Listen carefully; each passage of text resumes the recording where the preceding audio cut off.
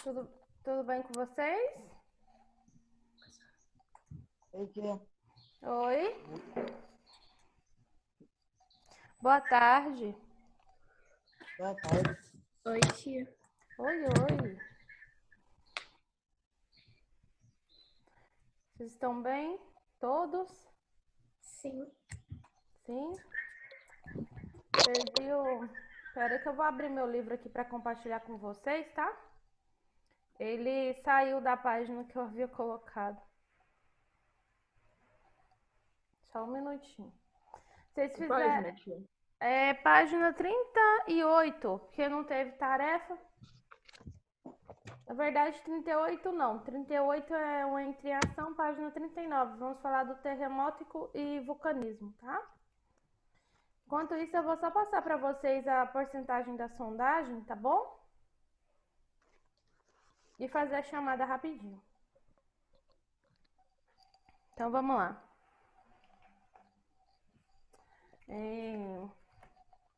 Chamada e a porcentagem da sondagem do sexto ano.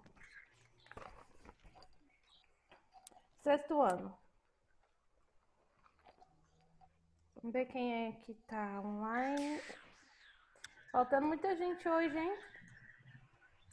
Bia, 100%, tá? Catarina, 100%. João, o que aconteceu que você sumiu? Emanuel, 40%. Gabriela, 80%. Ítalo, 60%. João Pedro, não fez a sondagem. Luísa, 100%. Maria Lúcia não está presente. Maria Vitória justificou. Nicole, 100%. Noemi não entrou. Eu tinha que mandar para ela no privado e esqueci. Vitor Hugo, 40%. Vitória também não entrou. Todo mundo entendeu quanto foi a porcentagem de cada um? Tem alguém que quer que eu repita?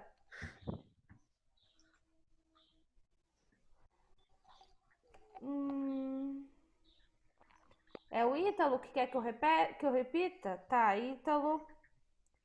60% Ítalo. Tá? Então vamos lá. Chamada rapidinho antes que eu me esqueça.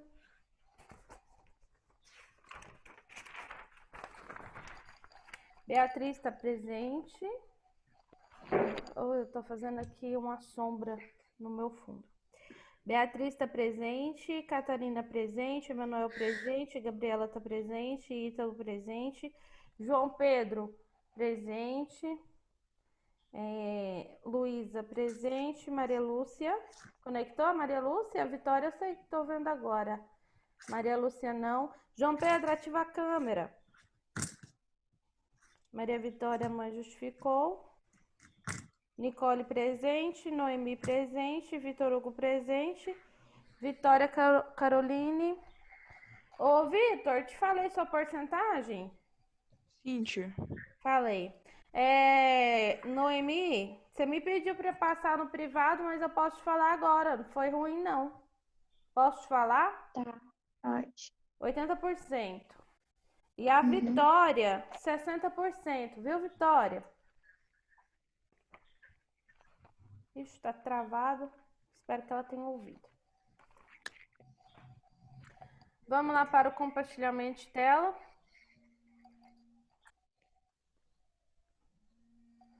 Compartilhamento de tela. Eu não fiz a tarefa por causa que quinta-feira eu não vim. Eu sei. E o que foi que você sumiu? Tá tudo bem?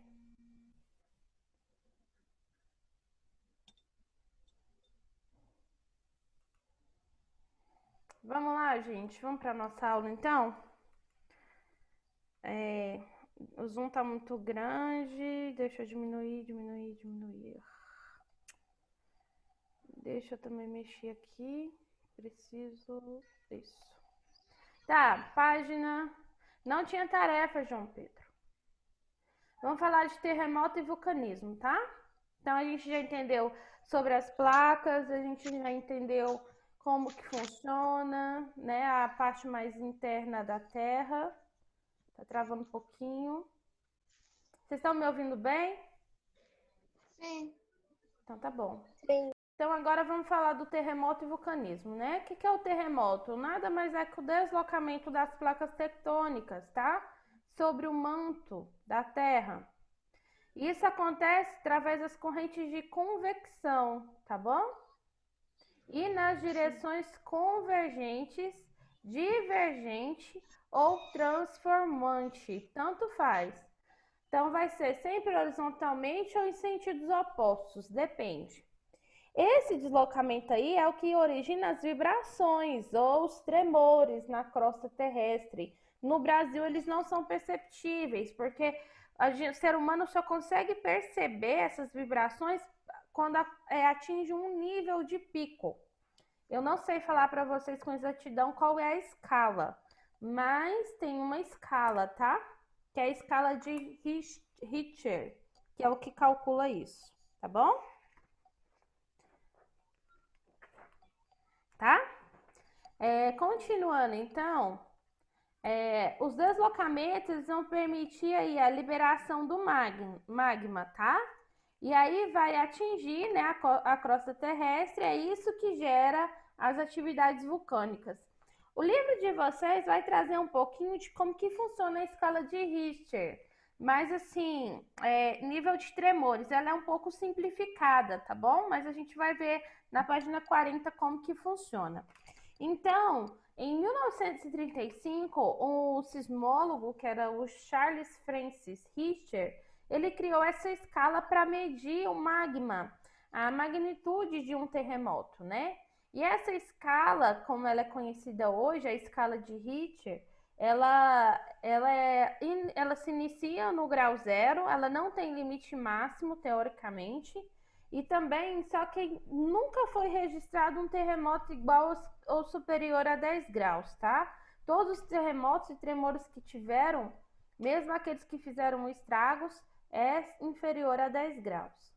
Então, os terremotos, marca isso aí que a gente falou agora, são sinais de que a crosta continua se deslocando, tá? Isso pode acontecer tanto na crosta oceânica quanto na crosta continental.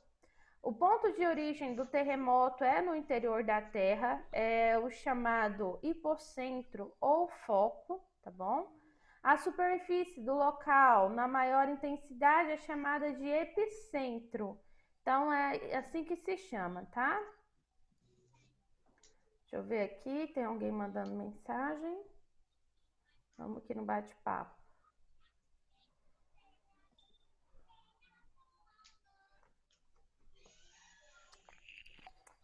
Então funciona assim, ó. Tem as ondas sísmicas sempre no interior da Terra, né? E aí, gente, ó, tem aí o epicentro, é onde é o pico, maior pico, tá? E o hipocentro, tá vendo aqui a imagem, tá? Então, olha só, quando um terremoto ocorre na crosta oceânica, é onde ocorre o tsunami, tá? Onde ondas gigantes, elas vão avançar sobre o continente a partir de um terremoto no epicentro. Então, tem um terremoto aqui no epicentro, e aí essas ondas gigantes vão para a costa, tá?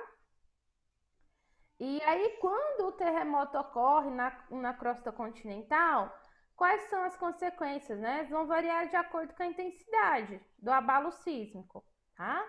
Então, essas características podem ser econômicas, né, dos locais atingidos. Então, olha só. Ao informar a ocorrência de um terremoto, um repórter certamente vai mencionar a magnitude dos abalos sísmicos. Como isso funciona? É o que a gente vai entender agora.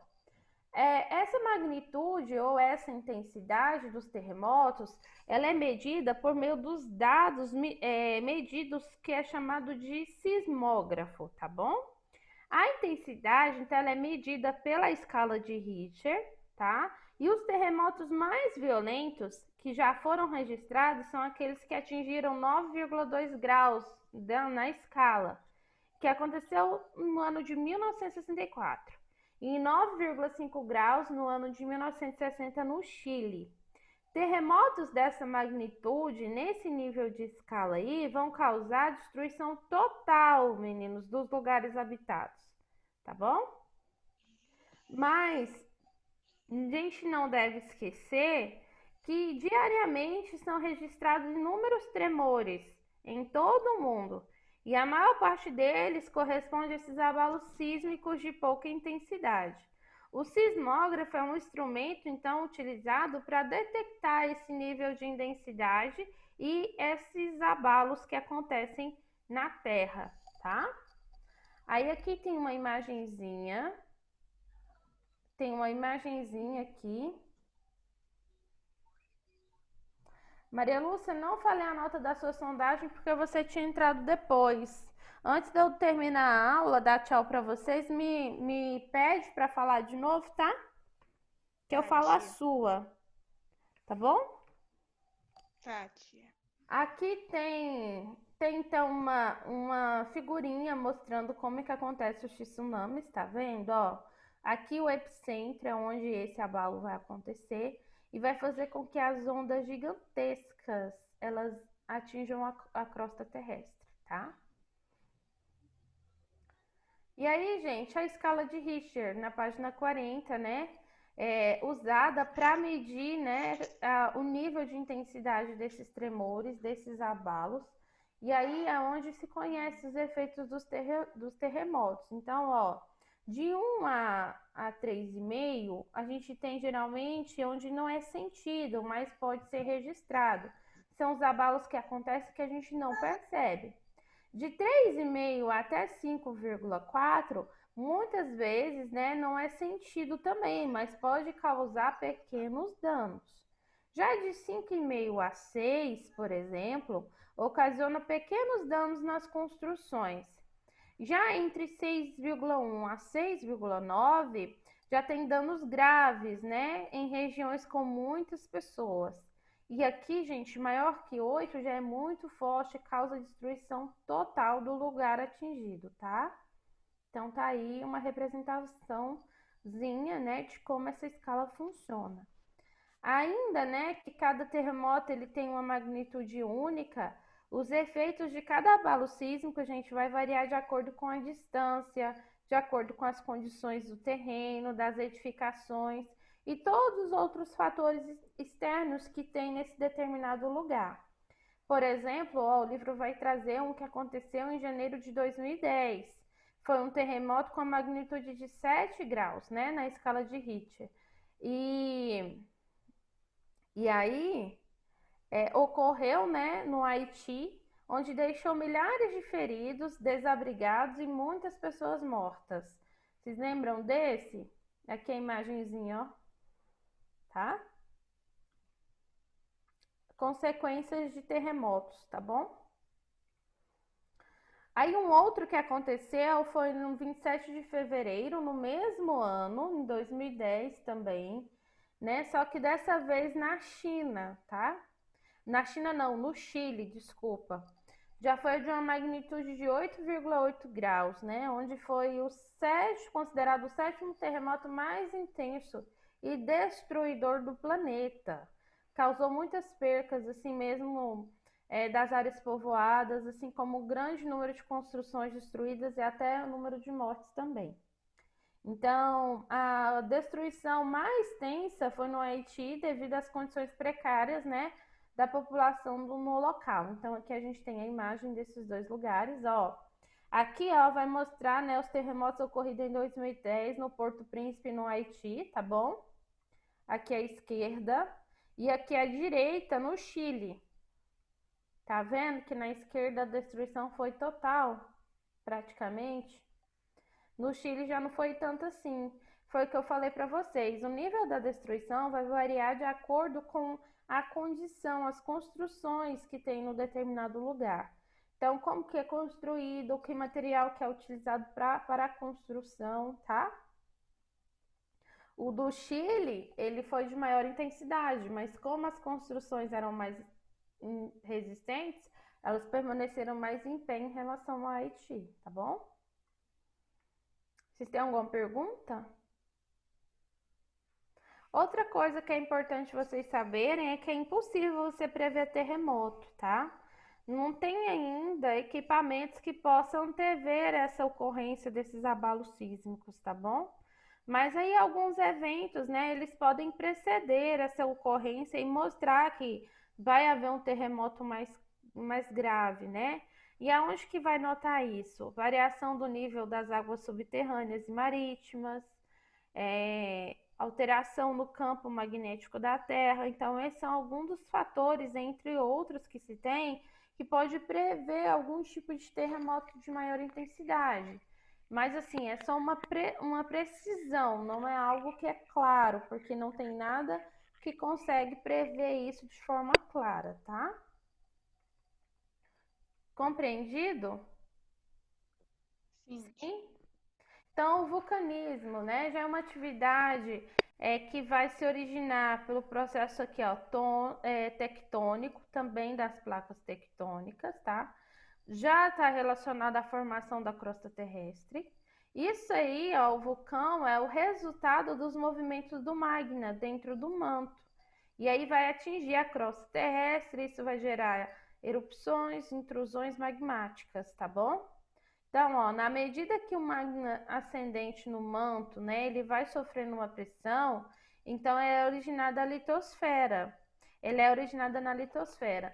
E isso aí vai fazer com que ocorra fraturas nas rochas, abrindo então caminho para que a lava possa descer. E esse material, né, da lava, ele é fluido de alta temperatura, então ele vai chegar na superfície através de uma chaminé ou de condutos, né, de fendas que se abrem, tá? E aí, ó, é como mostrado aqui, ó, prestem bem atenção. Aqui, ó, bem no manto mesmo, aqui tá o magma. Ele se origina na estenosfera, parcialmente sólida, tá? Ponto 2, que é bem aqui, ó, é ascendente, né, por um sistema de encanamentos. Encanamentos não é de cano, não. É dentro da própria Terra, como se ele passasse por um processo assim, tá? Na litosfera para formar a câmara magmática. E aí a câmara magmática é justamente isso aqui, ó. Essa divisão da Terra aqui, ó. Tá vendo? Aí, ó, tá vendo que vai se abrindo? Isso aqui que eles falam de cano, ó, porque ela abre uma fenda e vai passando, vai subindo, tá? Ô, tia, posso fazer uma pergunta? Pode. A água, quando tiver tendo vulcanismo, a água não consegue parar ele, né? Não. Não, a temperatura é elevada demais, tá? E ao ponto que a água ela chega a evaporar. Então há uma erupção de lavas, né, por meio da chama da chaminé, né, de condutos laterais, tá vendo? Ó, fala de chaminé onde ela vai subindo, ó. E por último, elas vão se acumular na superfície e vai formar o vulcão. Essas lavas, gente, elas chegam a velocidades muito grandes, tá? E aí tem os derrames da lava, tá? Que é a chaminé. A chaminé central é a saída principal dessa lava. Esses aqui são o que chama-se de condutos laterais, tá? Dúvidas? Perguntas? Não? Então, ó, é importante a gente compreender como que isso funciona, né? O magma em ascensão, ele pode solidificar antes de chegar à superfície, isso pode acontecer, tá? Originando intrusões magmáticas. Então, desse modo, o vulcão ele pode ser entendido como uma abertura, uma fenda da crosta terrestre, onde vai sair esses materiais como as lavas, as cinzas e gases, tá bom? A ascensão que a gente fala é o efeito de elevar-se, ou seja, é aquele efeito de que leva a lava para cima, tá? E aí, gente, o avanço tecnológico, o científico vulcanólogo, que é o cientista que estuda a origem e o acontecimento dos vulcões, eles conseguem monitorar os vulcões, né, em atividade a partir desses tremores na crosta terrestre, tá? E os aspectos visuais também, como a variação da composição química, dos cursos da água e lagos, presença dos gases, mudança na temperatura, na cratera vulcânica, tá bom? Então, toda essa percepção que eles fazem, perceber a água, a composição química dela, tá bom? É importante, por quê? Porque é isso que ele prevê se um vulcão vai entrar em erupção, tá? E aí vai poder monitorar, poder retirar as pessoas que vivem próximo ali, tá bom? Perguntas? Dúvidas? Catarina, ativa a câmera. Gabriela, você tá entendendo?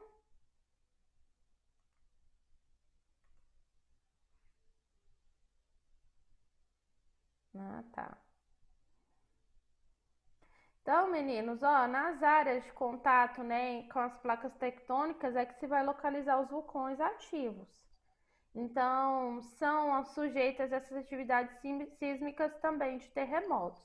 Aqui tem um mapa que vai mostrar bem isso, ó, principais áreas de sismos, né, e vulcões, tá? Então, as áreas de maior atividade sísmica, que é os dos terremotos, é onde está marronzinho. E onde tem a bolinha, gente, é onde ocorrem os vulcões, tá? Então, deem uma olhadinha aí nesse mapa, pra vocês aguçarem a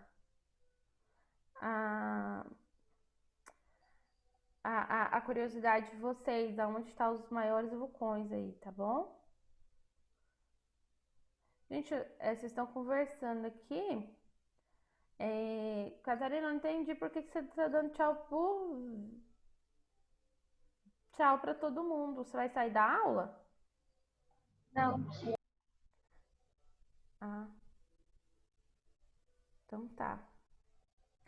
Então, olha só.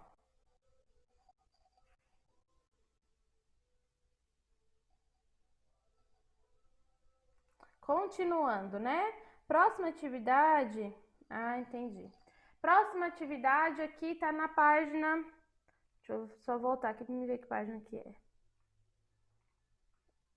Página 42. Marquem aí a atividade para vocês fazerem.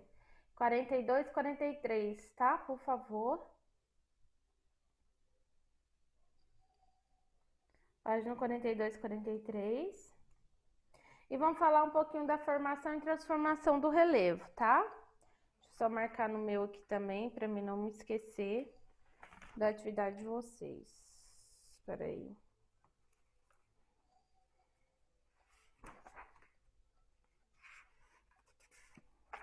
Página 42 e 43, tá? Não deixem de marcar a atividade para fazer.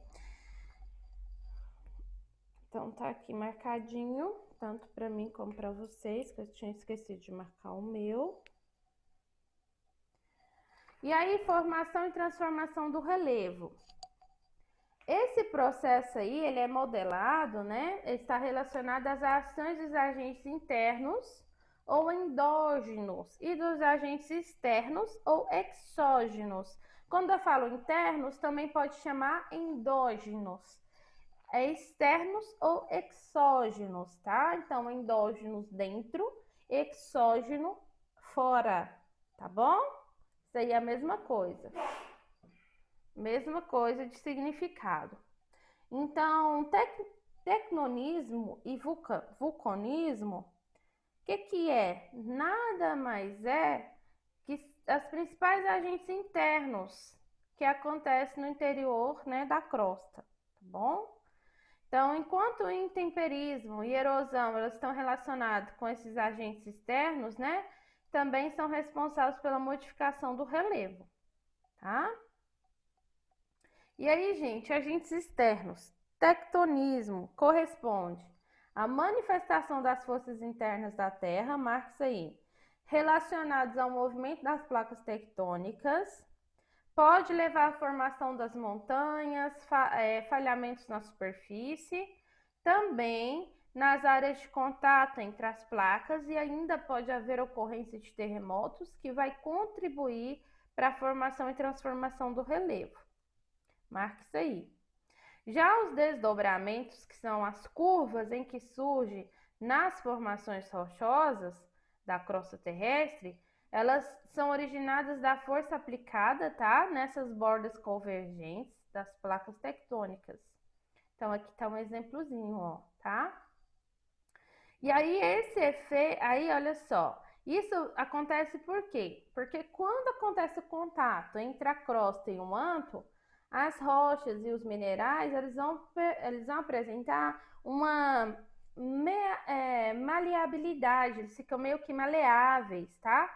Por que isso acontece? Por causa da alta temperatura que vem do interior da Terra, lá do manto.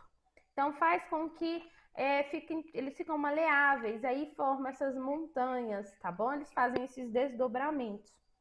Esse efeito aí, gente, o livro de vocês traz isso assim, ó, que é semelhante àquele que observamos quando manipulamos uma quantidade de argila com água. Quem aqui nunca mexeu com argila? Tem alguém aí que nunca mexeu com argila? Todo mundo já viu a argila, já pegou em argila? Você pode moldar ela do jeito que você quiser, como uma massinha, né? Só para vocês terem uma ideia, é como se fosse isso. Então, quando as placas tectônicas elas se chocam, esse material aí ele é pressionado, né, horizontalmente, e a energia ela é transferida para a superfície e vai causar esse desdobramento na litosfera. E aqui, ó, a gente vai ver, aqui é a representação que tem, tá? E aqui embaixo a gente tem um mapa dessas áreas de contato das placas tectônicas. Aqui está a representação por altitude, então o roxinho é que possui maior altitude. E aqui está a representação de como acontece, tá? Viu? E aí, gente, continuando, para a gente concluir que o nosso tempo já está quase que encerrando, esses desdobramentos, eles ocorrem lá na era cenozoica, aonde a gente viu lá na origem do estudo da crosta terrestre, no período paleógeno, que é considerado o tempo geológico recente, tá? Então, são chamados de desdobramentos modernos e onde estão as maiores altitudes do planeta. Então, o tectonismo, ele é percebido bastante nessas áreas e o vulcanismo, ele está relacionado a essas forças endógenas da Terra. E é isso aí que vai formar, né, o modelo, né, terrestre por meio dessas erupções vulcânicas. O material expelido, né, após se solidificar, é o que vai formar as montanhas, os planaltos vulcânicos e ilhas, tá? E também pode provocar aí alteração na paisagem, como foi no caso na Islândia, que é situado no norte do Oceano Atlântico. Então, na Islândia, por exemplo, todo o território ele é formado por planalto de altitude média, por mais de 20 vulcões ativos e 250 áreas geotérmicas, quer dizer que tem 250 áreas térmicas lá, áreas mais quentes, além de inúmeras fontes quentes, tá? Então, a água quente que vem, tipo lá em Caldas Novas tem o Rio Quente, que são águas quentes mesmo, tudo é oriundas de vulcões, tá bom? Da temperatura de vulcão, tá? Então, meninos, oi? Fiquei até com medo, tia. Sim, mas é verdade. Só que aquele lá tá tranquilo, ele não vai entrar em erupção não, viu? E Deus me livre se entrasse. Se um vulcão lá em Caldas entra em erupção, atinge até nós aqui em Anápolis. Tia, como assim? Tem vulcões em Caldas Novas? Tem, só que ele não é ativo, ele é um vulcão inativo. Ô tia, mas você sabe que vulcões inativos tem uma época que eles se ativam, né? Tem, mas é por isso que tem os vulcanólogos, que é os que estudam essas ações, assim, esses abalos, tá? Tio, o povo fala mesmo. Ô tia, você tá lá capaz banhando lá em Caldas Novas tranquilo, aí o vulcão entra em erupção.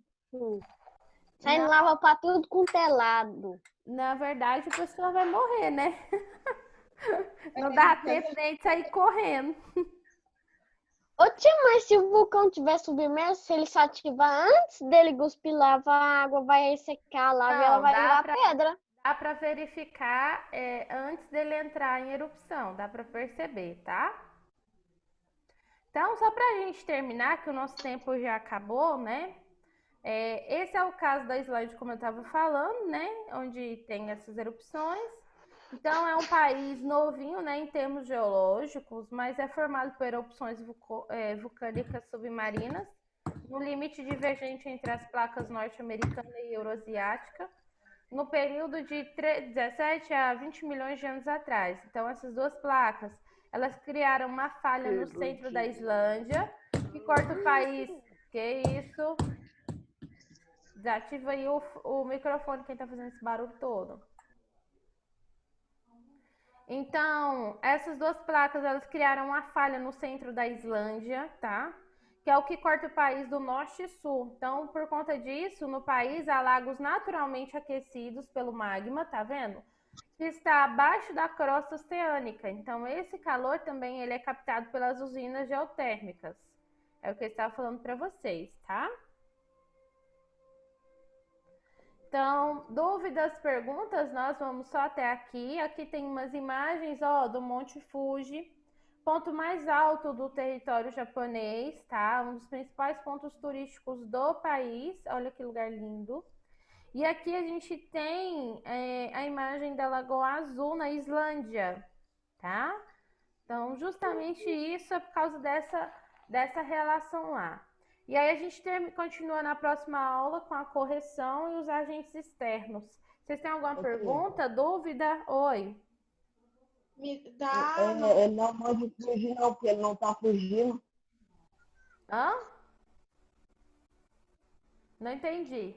Ele não é o Monte Fuji, porque ele não tá fugindo. Ah, tá. Eita, Luiz, suas brincadeiras. Mas é o nome dele, tá bom? Meninos, então amanhã a gente tem sondagem. Quem tiver dúvida, manda um zap para mim. No mais, bom final de semana para vocês. Descansem, se preparem para mais uma semana de aula. E a gente se encontra na terça-feira, tá bom? Oi. Ah, Maria Lúcia. Qual foi a minha nota? Maria Lúcia, sua nota de sondagem foi 80%. Tati, eu melhorei. Melhorou, graças a Deus, né? Então tá, tchau, queridos. Tati.